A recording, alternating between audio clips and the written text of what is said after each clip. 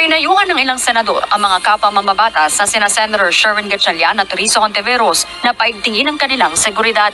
Kasunod ito ng iniulat ni Senator Gatchalian sa pulisya na umano'y banta sa kanyang buhay na posibleng niyang dahil sa aktibong partisipasyon niya sa investigasyon ng Senado sa Pogo na konektado umano kay suspended Bambantarlac Mayor Alice Guo at pamilya nito. Para kay Senate Minority Leader Aquilino Coco Pimentel, mas mainam na dagdagan ng 2 senador ang kanilang security detail.